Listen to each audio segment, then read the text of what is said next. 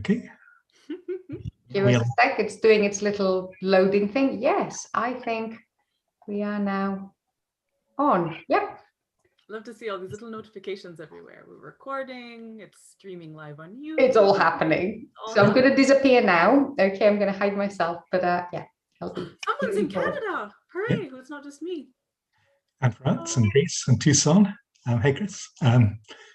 Sweden, brilliant. So people from all over the world tuning in.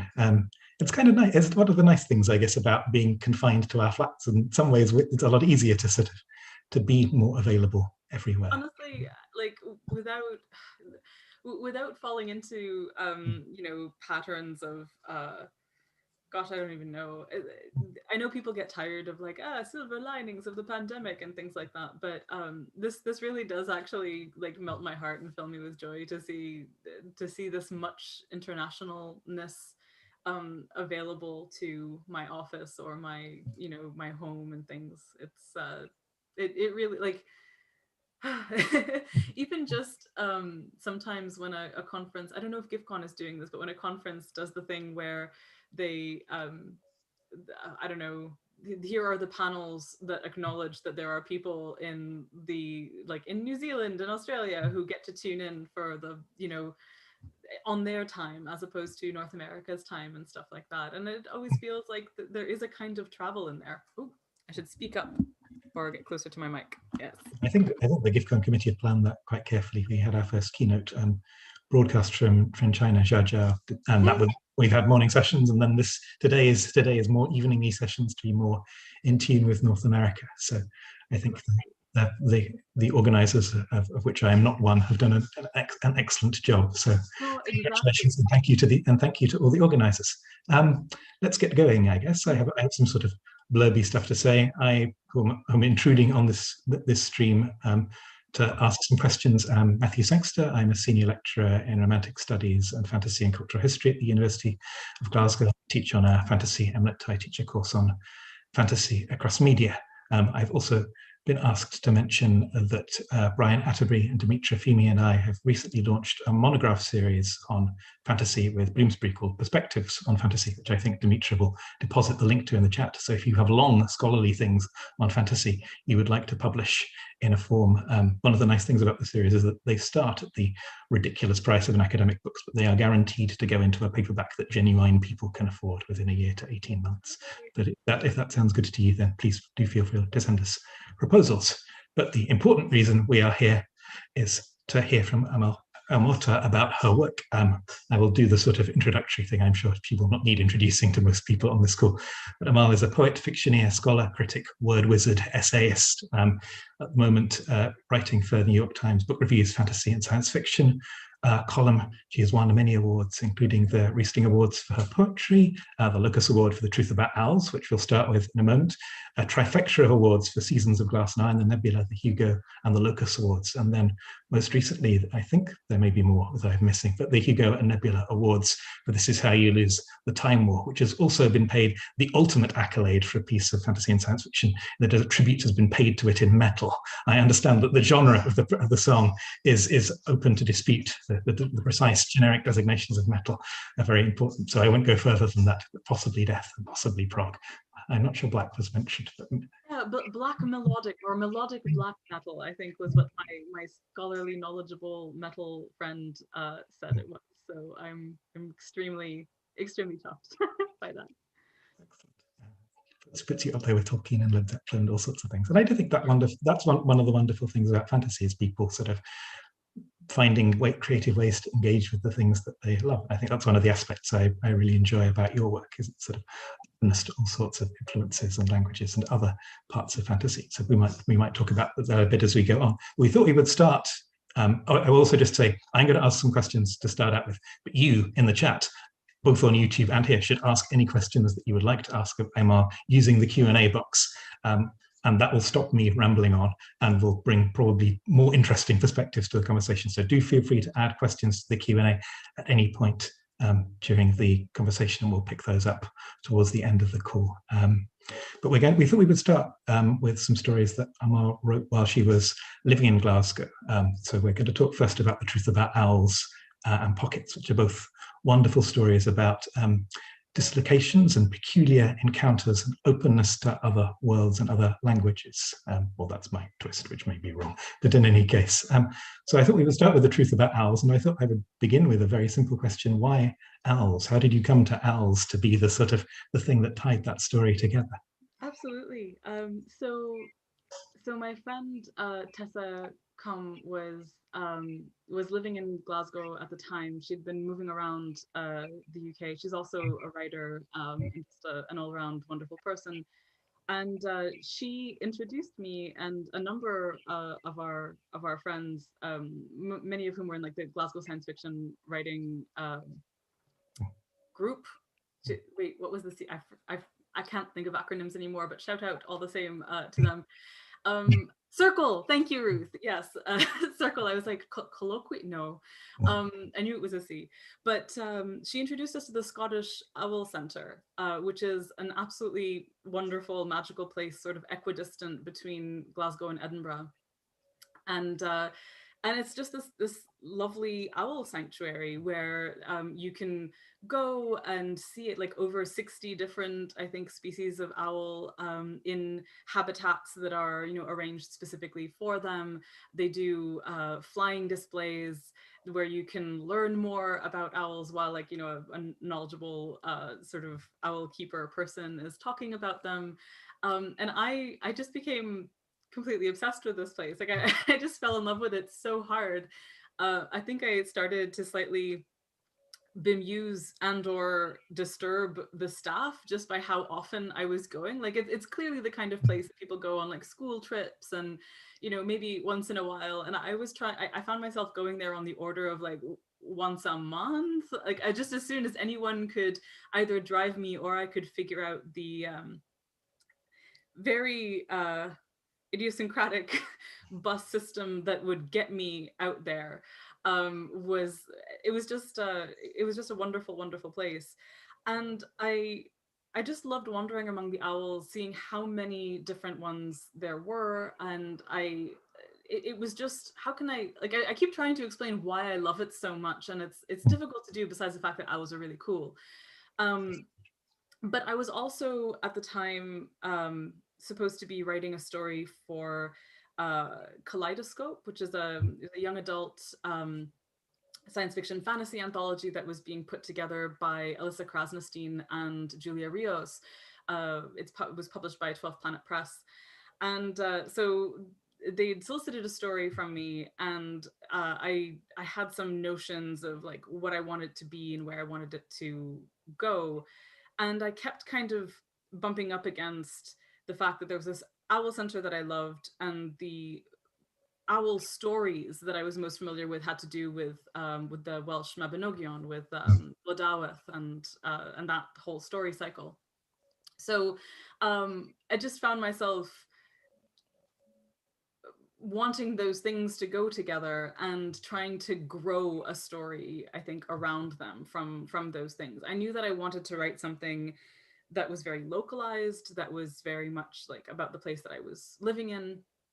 And I also wanted to kind of just pull a whole bunch of things together. And because it was pulling a whole bunch of things together, I thought, wouldn't it be clever if I wrote something about bringing things together for an anthology, which also brings things together into some kind of disparate whole and stuff. So then I became a victim of my own cleverness, in as much as I knew kind of what I wanted to do. I wanted to talk about identity as a kind of composite thing, and then I had really kind of settled on like a name and a direction for it. I had wanted it to be about gender initially, and then I found myself feeling unequipped to kind of approach it from that direction. And I was just, I wanted to bow out of the anthology because I had gone pretty far in one direction, and then all of a sudden felt like I just couldn't do it anymore. And Julia Rios did the thing which a number of editors have done for me over the years, which was to kind of take me by the hand and say, you can absolutely do this. We really want a story from you. We will give you as much time as you need, even though you are extremely late, and so on. And And what if you just, you know, change the story entirely? You can do that. It's your story. So I did, and I ended up wanting to draw on my own heritage and background, and then, but extremely didn't want to write about war, and then, and thought that I had like skirted doing that by having it be set mostly in Glasgow, and then realized that I'd once again, you know, trapped myself by deciding that the age of the protagonist was such that actually her childhood would have been right about when Israel was bombing Lebanon in 2006. And I thought, oh no, well, I can't actually avoid it anyway. I need to just to write about this thing that I find very difficult and hard, difficult and hard at the same time. So that's, but in general, that is why owls. I was learning so much from the Scottish Owl Centre, and the things that I was learning were so delightful that I wanted to use them to structure a story that was actually going to be about quite a lot of other things. I really love the sort of structure with the sort of facts or quotes or different things about owls at the beginning of each of the section. My favorite is the why did the owl not go courting in the rain, which I won't spoil the punchline for those who haven't yet read the story. But how did you sort of find that sort of space? Because I think one of the really interesting things about the story is it does seem that sort of process that you've been describing seems to be being enacted in the story as well, that sort of process of being suspended between languages and being not quite sure which one that you're comfortable in. So and I think you reach a really sort of lovely resolution to that at the end of the story, which doesn't close things off, but that sort of suggests that a way forward has been found in some ways. Yeah.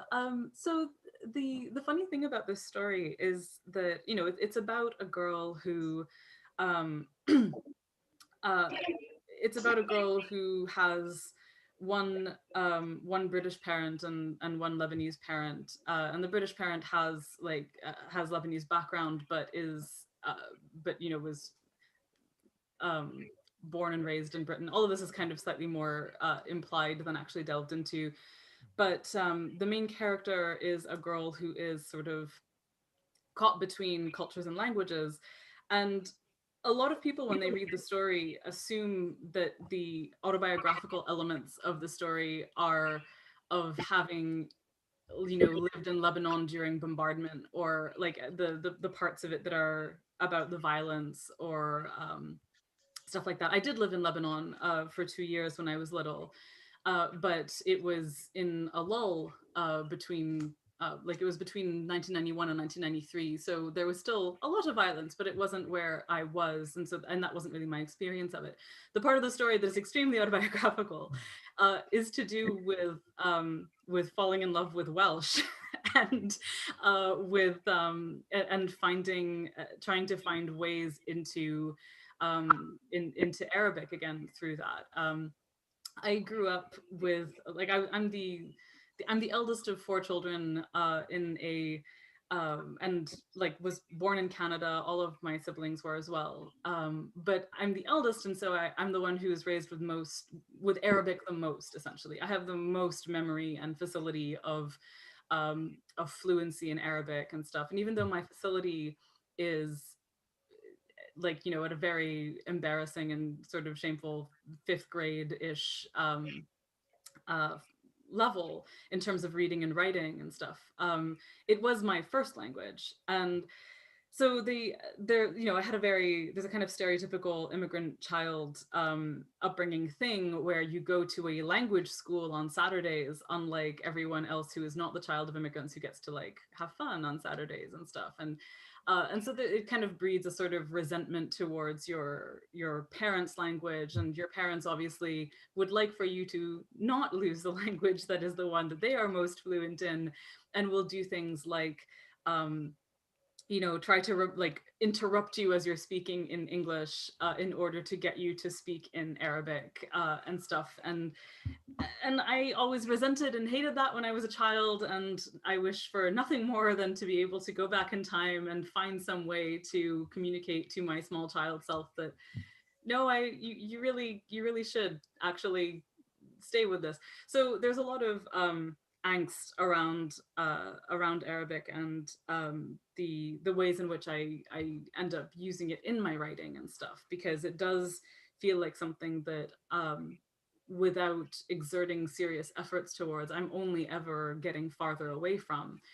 And it's been especially weird because I have a nephew now who is perfect and small, and is at just about the age where, I mean, he's growing up in a household where he's being spoken to in Arabic, English, and French, and he, you know, I got to witness him being much more fluent in Arabic than I am, because just because of like talking to my parents a lot, to his grandparents, but I'm also witnessing him now that he is like more school adjacent and going to school in French and stuff, witnessing that same slippage of, it used to be that he would change what language he was speaking in response to whoever he was speaking to, and now instead I'm seeing him speak French more as a kind of general default, and I feel it breaking my heart in the way that I'm sure it was breaking my parents' heart, and it all just kind of is circles within circles and stuff. So within the story, I think that there's like that tension between Anissa and her mother around which language they're going to speak at home, and like her mother is very much like anxious that she not lose her connection to Lebanon and to her father and stuff by speaking Arabic, while it's very painful for Anissa. And so there's like finding another language where you can actually kind of start fresh in a way, not have the same baggage that like there's a kind of freedom in learning a language, right? In the sense that you know you're not going to be fluent in it unless you put in quite a lot of work. But in the meantime, there is this process of discovery and allowance and a sense of expanding yourself and finding new territory in it. And I think that, you know, there's always, you could, I don't know if I want to make this comparison. I was going to say there's almost a difference when you start learning a language. It's sort of analogous to being a tourist versus being an immigrant, right? When you start learning a language like through Duolingo or something like that, you know, you can ratchet up points or like degrees of fluency in the same way that you can say, oh yes, I got this beautiful vase from the place that I visited on holiday or something like that. But to actually learn a language, you need to experience being quite alienated and frustrated and go through a period of not being able to say the thing that you mean and all sorts of stuff like that, which is much more, I think, the immigrant experience. So I don't know, have I answered a question? I'm sorry. You asked a question, which is great, and then I'll just like sort of go off in 6 directions. So I think that's better. I mean, people are here to hear about your sort of process rather than about sort of things that I ask, and that was a wonderful sort of exploration of language and memory and thought and all sorts of things. I wanted to pick up on that a little bit and sort of turn towards pockets. One of the things I really love about your writing is the way that your characters react to each other and react to strange things sort of so generously and openly. And I particularly love that moment in Pockets where Nadia tells Tess, and she's worried that it's not going to be fine. It's completely fine. I just wondered whether you could say a little bit more about how you write your characters into those sort of spaces of reaction where they sort of do appear open to others' kind of experiences and the strange things that are occurring. I'm so delighted that that works for you, because I find sometimes when I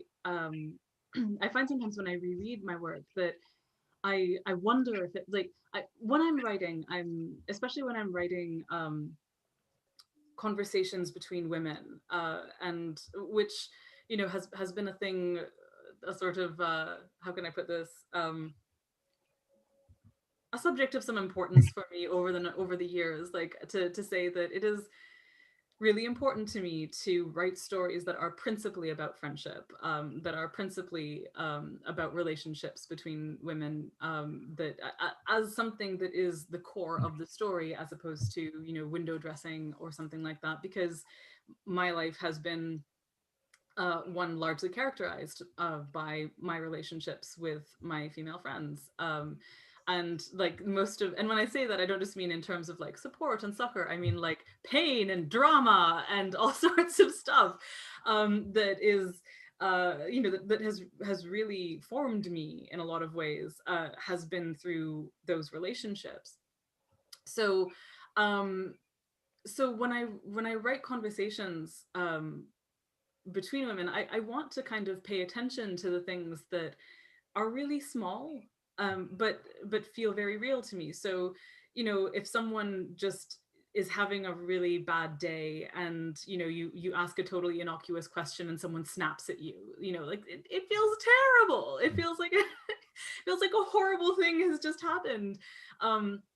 And I just like, so representing that in pockets, even though it's a small thing, it feels like a big thing when it happens. And I wanted it to be like a small tension or wrinkle, texture that needs to be addressed. Like these women are friends. They are absolutely friends, and friends sometimes snap at each other and are mean to each other. And it's a very short story, so it's not going to like take up a whole lot of narrative space, but it is there. And likewise, like with Truth About Owls, the whole denouement of that story has to do with Anissa kind of allowing herself to have a friend, allowing herself to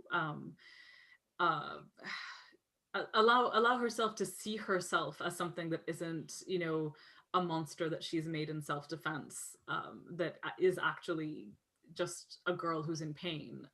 So there's all of those things that I think feel quite small, and that a lot of the time aren't seen as sufficiently engaging or important to build a whole story out of. They really are to me. So I think that they are. So that's mostly it, I think. You think that comes in part from the sort of careful attention that you were paying when you were as a poet to the placement of every word? So has poetry served as you as a sort of good training ground as we moved into prose forms? I think so. And it's funny for me because I, when writing, dialogue is a funny thing. Just in general, it's a funny thing, right? Because there are so many conventions around dialogue that, excuse me, that make something feel natural when you read it that wouldn't at all be natural if people were speaking, right? And the reverse is true, where sometimes when you make speech feel very natural, in the sense that like this is actually a conversation that might occur between people, it looks strange and alienating on the page, because we are trained to experience dialogue within the constraints of certain convention. And by convention here, I mean, it's difficult to sort of put your finger on, not just, quotation marks, but things like, just sometimes things like one person being quiet while the other person talks for a paragraph, which I recognize is extremely ironic considering I am doing literally that thing right now. But usually when people are talking to each other, it's not quite like that. There's a lot of interruption, there's a lot of flow. I think that when people go from, for instance, writing prose fiction to writing screenplays or writing theater and stuff like that, you find yourself needing to slip into different conventions, which are still conventions. They're still not quite getting at a naturalness of speech, because all these performances are on some level artificial, are kind of contrivances, for making someone feel immersed in something. But so the reason I'm saying all this is because, thinking of poetry, I find that that a sense of poetry, a sense of like le mot juste and things like that, absolutely comes into writing description for me. It is much less so in dialogue. And it feels like dialogue is always this moment of rupture or separation from whatever other affect is happening, that I'm able to build with my prose. So I sometimes like find myself having a great deal of difficulty with dialogue, when as a younger writer, I was like, I love dialogue. Dialogue's the easiest thing, because dialogue's not description, which is hard. But actually, I'm not actually sure about that anymore. It's all hard in different ways. But yeah. sort of the problem that things get more difficult as you think about them more, and you realize more self-consciously all the other things that you could do with them. Exactly. I did have one. I want to talk about Timor a little bit, but I did have one very small question about pockets, which is what is your favorite thing that is drawn out of a pocket in that story? Because I love all the things that you put into that situation, and I have a favorite of mine. Gosh, what is my favorite thing? I like the thing that has stuck. Well, the two things that have stuck in my mind the most are the pomander and the map of Syria. But so I'm trying to, the peach pit actually also pleases me, partly just because of the plosives. Like there's just a kind of sensory thing, like a dry peach pit, I think is what I wrote. And for some reason that also quite pleases me. Since, it's funny, I wrote that story long before I became obsessed with Lara Miklam's mudlarking. Like she has a book called Mudlarking or Mudlark. One of those. But she also has an incredible Instagram feed where she is periodically like just mudlarking on the Thames and pulling out like finding, bits of clay pipe or needles or sometimes like industrial sort of grade garnets and pilgrim badges and things like that. And the lists of those things put me in mind of what I was trying to do with pockets, and just kind of suddenly have me thinking of like the Thames as one giant interdimensional pocket that periodically, that just has accumulated so much detritus over time. So I don't know, I when I think back to the list, I'm like, oh, if only I had known about like, these stubs of clay pipes that are stamped with a maker's mark underneath and stuff at the time, I'd have included more things. But as it was, I think peach pit, pomander, I don't know, the P sounds are the things that I find myself wanting to hold on to. Yeah, I think it's a wonderful. I love the trombone. The trombone. Oh yeah. A beautiful image. I would really recommend people who've not read that story to read it. It's a wonderful story. Okay, should we turn to Timor, which I suspect sorry, just one last thing before we go to Timor. I only just remembered it's another P word, but the pianola roll that comes out. I just wanted to shout out, this was another Glasgow moment, because I wrote that very precisely from within the Panopticon.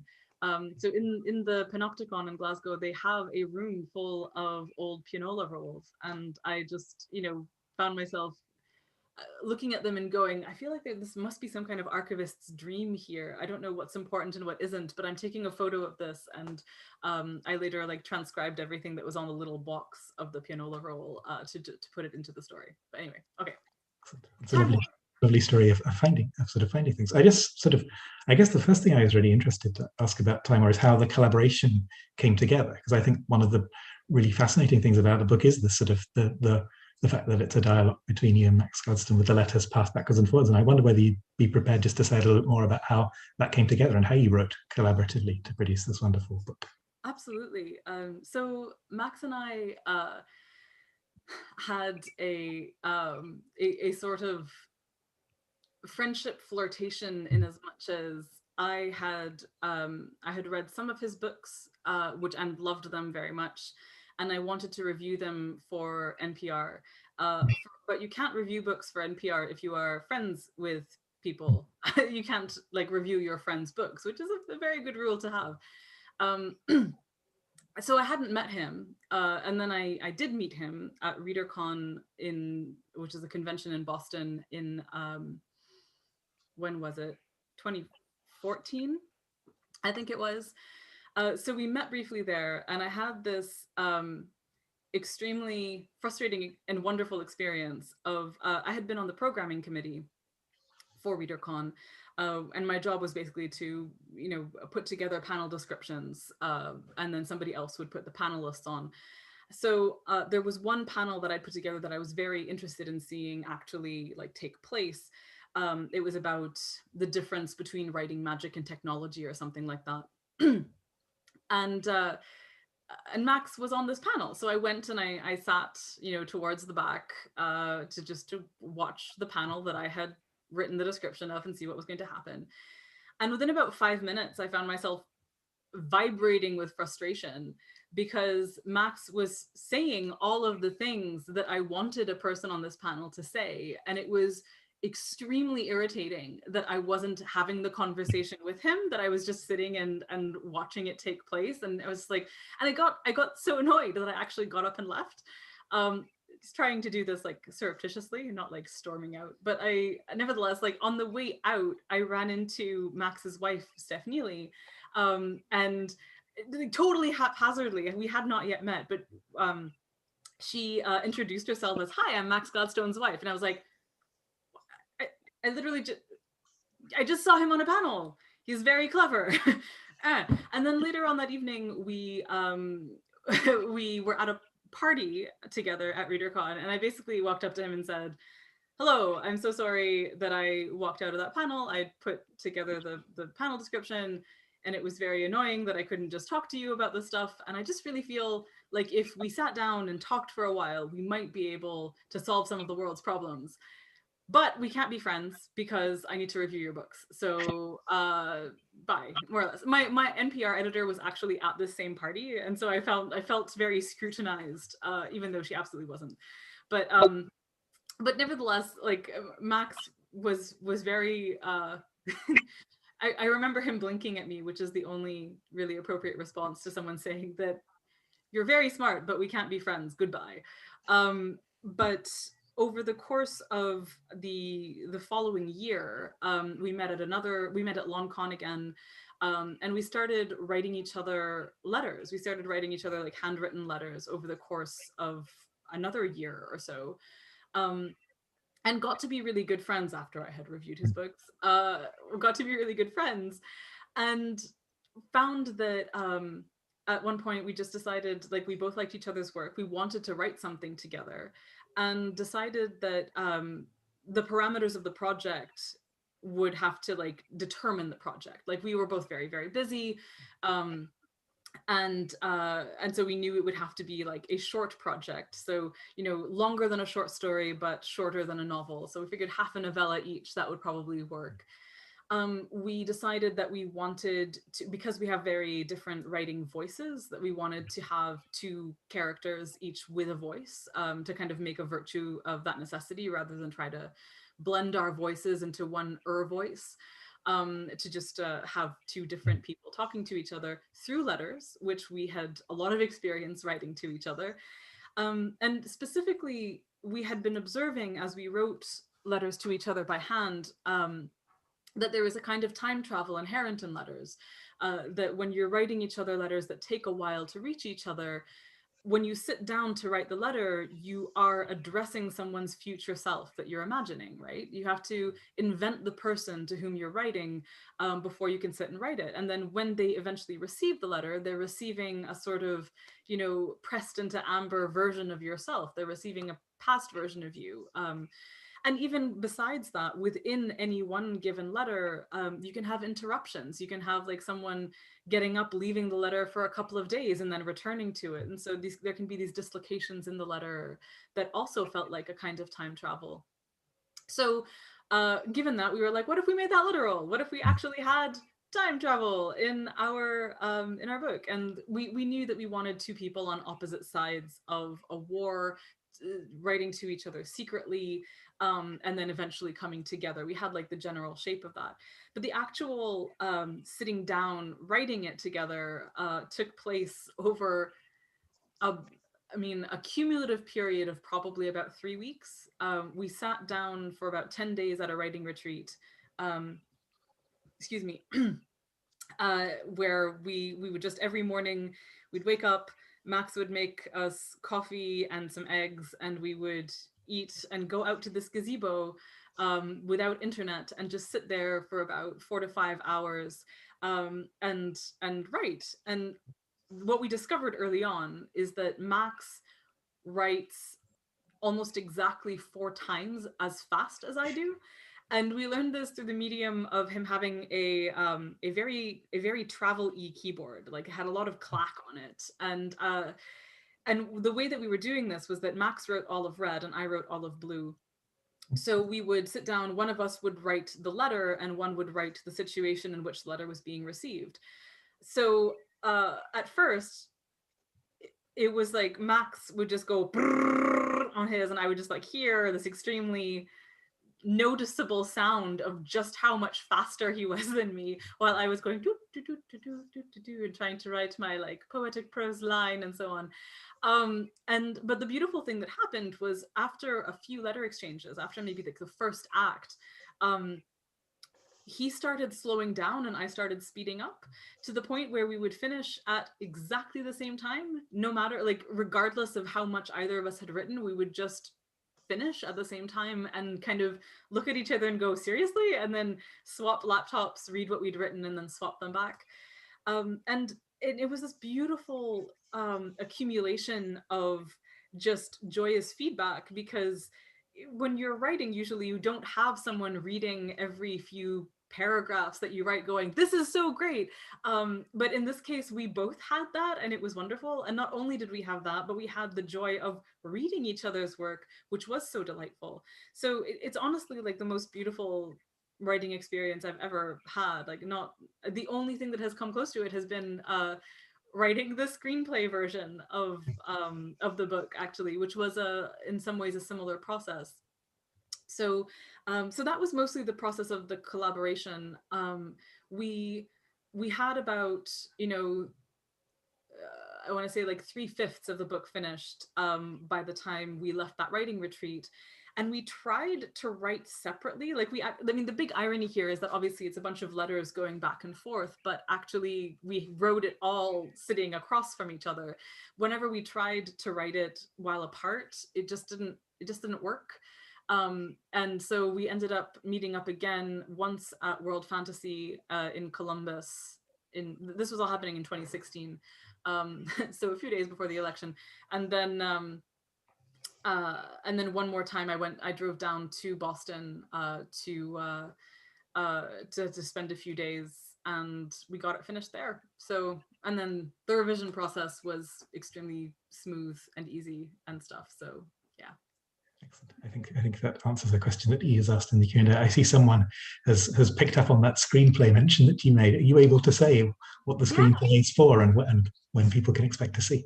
Well, so nothing is ever guaranteed in Hollywood and so on, but we sold an option before the book came out. This is the whole thing that happens apparently. People like, there are scouts who will read things before they come out, I guess. And then so there was so we had a wonderful conversation with this particular group, and really liked, we just got along really well. We knew we wanted to work with them. So they have bought the option. They hired us to write the screenplay for a pilot of a TV show. So it would be a TV show, not a film, if we did it. And I think the screenplay is pretty great.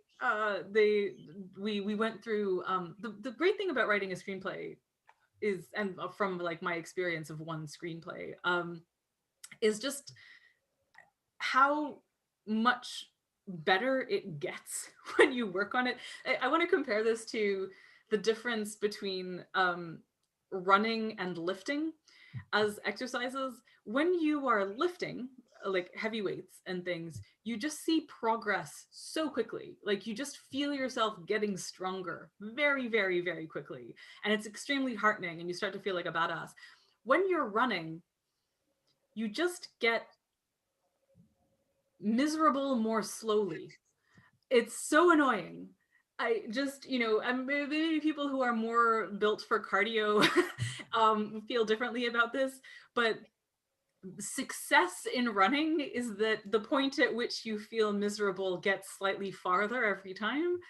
And it's not, so that is how writing prose fiction feels to me a lot of the time not miserable. I actually genuinely love writing and love the experience of it, but working on the screenplay was like, whenever we'd get notes and we'd implement the notes, it was just like, wow, it's so much better now. It's just, it felt like, you know, I don't know anything about metal smithing, but it felt like what I imagine making a knife is, where it's like layer after layer after layer, and it just gets sharper and sharper, and that probably talking nonsense now, but anyway, that's how it felt. Yeah, it sounds wonderful. I really hope that it does make it to screen. I'd be very interested to sort of see. Yeah, fingers crossed. Yeah, I'm going to try and sort of start weaving in questions from the Q&A. Grace has a sort of question that she says is nebulous, which I guess might be true, but I don't. But the question is what do you think makes a good fantasy writer? And this sort of ties up a little bit with some of the sort of, you have that wonderful pen interview that you sent me where you talked about Tolkien as your way into writing. And I know very excitingly that you're going to be introducing Ursula Le Guin soon. So I wonder whether you might pick that question and perhaps also. You know, I think, so, okay, I'm going to take a step back and say, a thing that you should probably know about me is that I very, very strongly, and I don't want anyone to get mad at me for this, but I very strongly believe that all fiction is fantasy first. Like, all fiction is fantasy, and then everything else is a subgenre of that. So science fiction, subgenre of fantasy. Domestic realism, subgenre of fantasy. And the reason that I think this is because I think that the act of creating narrative is out of, you know, the chaos of the world, is an act of like, it is to impose your will essentially onto the chaos of the universe and make something intelligible of it. That is one of several very literal definitions of magic. To, you know, impose your will on the world and create something and so on. So to me, that is a fantastical act. And if you are using that enormous tool, this enormous power, this tremendous thing, to mimetically represent the world, or to imagine fantastical dragons, creatures, what have you, in the world, it's still engaging in fantasy. It's just a different, you know, decision process. So based on that, I kind of want to say that I think the same, what makes a good fantasy writer, I want to say, is that is the same thing that makes a good writer of anything. And I think it's curiosity, and I think it's empathy. I think it's a willingness to turn your gaze and your curiosity on things that are familiar and defamiliarize them, and think about, you know, to just kind of dwell in a sense of exploration and wonder, ultimately. Like, I guess if there were like some touchstones of words that I'd say, wonder and curiosity, and, you know, an orientation of your body towards awe, I think, are things that would make a good fantasy writer. And I mean, obviously nothing can be exclusive in this way, right? I'm sure there are people who have written many things which I love who don't think of writing this way, who think of all sorts of, you know, have lots of other different approaches to their writing. But because in particular, I've been reading a great deal about Ursula Le Guin's life in preparing to write this introduction, whenever the things that I'm drawn to in her writing are so often this curiosity about people, you know, this curiosity about home, even like the way that she writes about what home is and isn't, and to always be coming home, and home as a sense of the work that you do, in a sense, like not a place necessarily, not a time necessarily, but a kind of anchorage in your own sense of yourself in the world.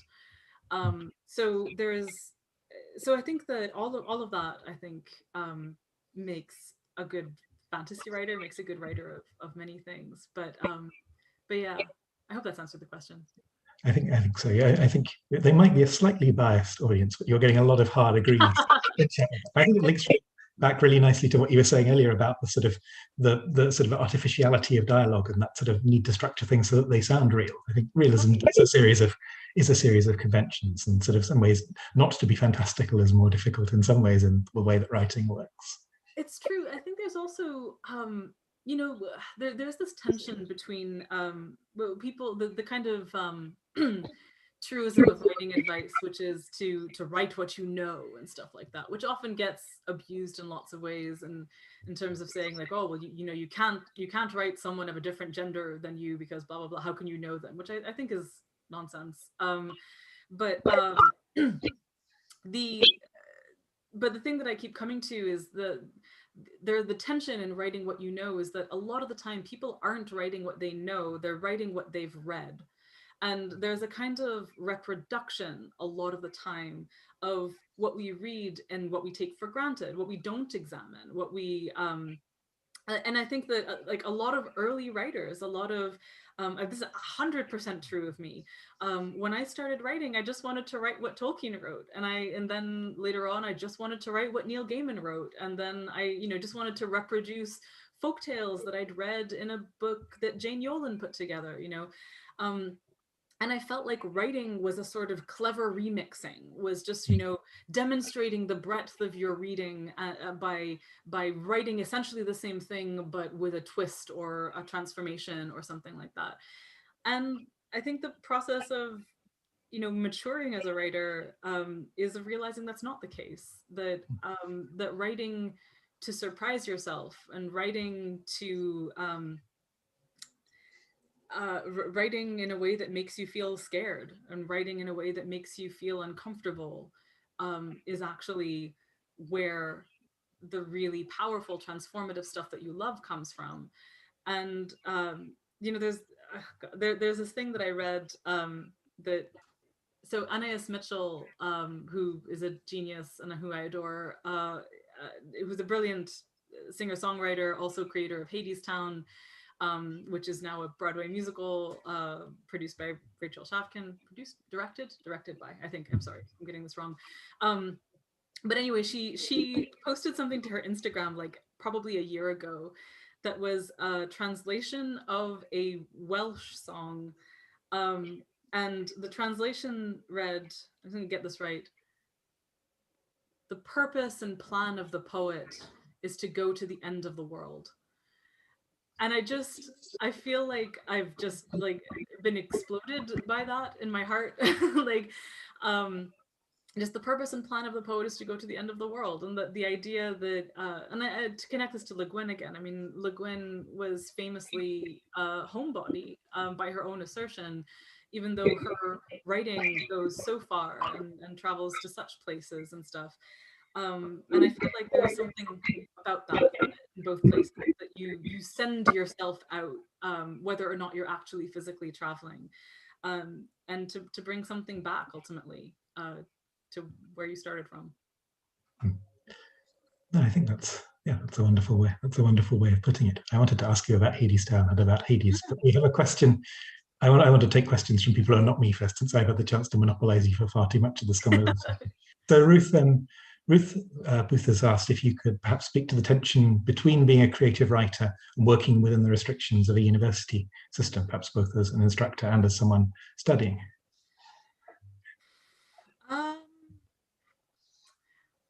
So unfortunately, at the moment, I am carrying a great deal of anger towards university institutions, and probably shouldn't speak to that. But I'm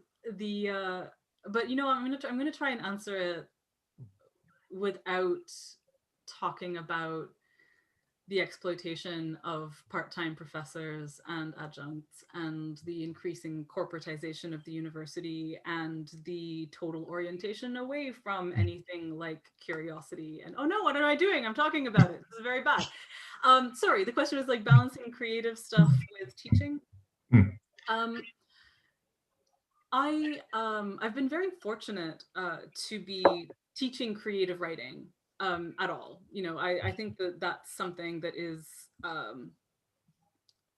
I think that I think of teaching as a sort of sacred trust, and I find it very, very challenging, and very difficult sometimes, because it's hard to not feel like one is failing one's students a lot of the time. Like a thing that I sometimes say, and which, God, how am I going to say this without sounding horribly obnoxious? The I don't tend to feel imposter syndrome about my writing. I feel very blessed to be a writer who actually really likes her work. Like when I finish something, I feel very proud of it, and I want to share it and stuff. So, but the place in my life where I feel tremendously anxious and have a lot of imposter syndrome is teaching. I am not going to sort of delve into my own brain about that too much, but the fear of disappointing people or letting students down is enormous. So for me, creative writing teaching creative writing has often been a matter of balancing my own knowledge that I am actually an experienced writer who has things to share about writing, on the one hand, and on the other hand, being, you know, within the confines of a university where there's a lot of weight placed on minutia and sort of just like small repetitive tasks that my brain is not particularly suited to, but that students require in order to get grades within an institution and so on. So even though I despise, like I cannot say enough how much I despise putting a grade on creative work, I have to find ways to do that with students, while at the same time trying to make clear to them that whatever grades they get on their creative writing courses and things are in no way an indication of what is going to happen to their work out in the world and stuff like that. But in terms of balancing the activities, you know, I'm not even sure I do it very well. The balancing, I find teaching like a gas, it just kind of expands to fill whatever space is available to it. So I find myself writing a lot less when I'm having to teach a lot more. And I'm trying to adjust that in the coming year and stuff. I want to teach a lot less so that I can write a lot more. But I wish I had a more heartening bit of advice to share there, Ruth. I'm sorry. It is hard. I think, I mean, I guess, but with rewards where you're working with students, and I guess there's the chance for those sort of felicitous crossings overs and collaborations that sort of can inform surprising things. But yes, not always good. I think is important to recognize. So go ahead. The lovely thing about teaching, like the absolute best thing about teaching is the students. Like the thing that I don't ever want to lose is a sense of connection to people at the beginning of a journey, essentially. Like it is so it is seeing, like, especially when they're at university age. Like I was I think I was 20 when I first sold a piece of something. Like it was a poem that I sold to a magazine for like $2 US, which at the time was like $5 Canadian. And that was so much money to get from writing a poem about Loki or something like that, you know? And so like the students that I'm teaching at university level are roughly that age and are at that cusp of, you know, knowing that they want to write, knowing that they want to get their work out there, and not being sure of the steps in order to do that. And I feel so grateful to be in touch with them at these very vulnerable and delicate moments where, you know, I want to be a source of, you know, support to them and say, like, you know, I remember being there. I remember being there very keenly. And, you know, now I have a book out that is, you know, supporting me, and it's really lovely, and that's great, and they're, you know, you can get here from there and stuff, and I want to be able to say that. But also just students' insights, the things that they say that kind of blow my mind, that I hadn't thought about, is something that is a huge gift. So yeah, anyways, I'll wrap that up there. But yeah, I think we're coming, I think, to the end of the time that you've sort of graciously given us at this point. And I'm aware that the panel transition is sort of very sharp between this and the last speakers for the rest of the conference. But I did just want to ask a sort of very quick last question, which is what should people be reading or playing or consuming from your reviewing experience? What are the best things that you've read or played or seen in the past? Okay, so this book, On Fragile Waves by Ila Liu, is one of the most magnificent works of art I have read, period. It is so brilliant and so painful, and it's a very hard book to recommend, in the sense that, you know, I'll read this book, you'll enjoy it. No, this book destroyed me. It made me cry a lot. Like every few pages I would burst into tears and have to put it down and stuff. But I want you to read it. I need people to read it, not least because it is in large part about offshore asylum processing centers and the evils thereof. And as I understand it, Britain is currently exploring exactly those sorts of setups, like the so-called Australian system. It is such a horrific evil, and I want everyone to read this book and absorb what a horrific evil it is into their bones and fight against it as much as possible. Besides that, A Desolation Called Peace by Arkady Martin is also magnificent. Somehow, infuriatingly, an even better book than A Memory Called Empire, which should not be allowed, as far as I'm concerned. It's just rude and terrible that Arkady's first and second books should be not only brilliant, but, you know, one improving on the other. They're absolutely fantastic. I have a column coming. It's funny, I literally just wrote a column that reviewed 6 books, and now I'm struggling to remember any of them. If you want to read something that is actually tremendously heartwarming and moving and also beautiful and just gorgeous and adjectives, One Last Stop by Casey McQuiston, who's the author of Red, White, and Royal Blue, tremendously successful romance. One Last Stop is an incredible queer romance between a young woman in New York, present day, who meets a gorgeous woman on the subway, on the Q train, who, as it turns out, is sort of time slipped from 1976 and cannot leave the train.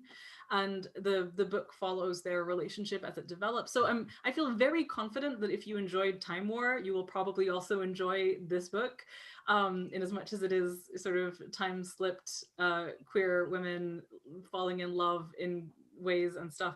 But it's just such a wonderful love letter to queer lineage, to the desire for queer lineage, for connection to, you know, queerness in previous decades and stuff like that, and also the desire to be able to just hold on to the past in any tangible way. It's so great. It comes out, I think, in June, so of course I've forgotten what comes out in the UK and what comes out in the US, but if you can find it, it is just so great. And another book that I super loved was Karen Tidbeck's The Memory Theater, which is a very slender, wonderful book in Tidbeck's like perfect prose that I adore so much. Just like the elegant tautness of it is an absolute delight. And what else? Things. Obviously, I'm obsessed with Hades. I think I have like the game Hades, not the underworld. I'm not actually obsessed with the underworld, but the game Hades is tremendous. The Hades Town by Anais Mitchell is wonderful, but in the spirit of, like, you know, fantasy and folklore and stuff, I also want to say, like, Anais Mitchell's collaboration with Jefferson Hamer. That's they put out an album called child ballads, just child ballads. I think in this item here is a cover from one of the ballads. I think it's Riddles Wisely Expounded. So just, yeah, things I love. There we go, whole bunch of them. Thanks very much. Yeah, and I think I can definitely see a lot of people in the chat who will be following those up. I agree that the nice picture of Jefferson Hamer was wonderful. I've also been playing Hades. It's great. And based on our emails earlier, I read a Desolation Called Peace over the weekend and fell in love with Swarm. So I'm very grateful for you for that recommendation. So good. I think we're going to have to close the panel at this point. I can see great sort of columns of people offering thanks, but as they're all muted and cannot speak, I will speak on their behalf. And thank you so much for giving us this time, for speaking so generously about your work. It's been a really wonderful concluding keynote to the conference, and we can't thank you enough. So much for having me. Thank you, Amal. It's been a great privilege. I'm going to stop the streaming now, and I'll see a lot of you in the next sessions. Amal.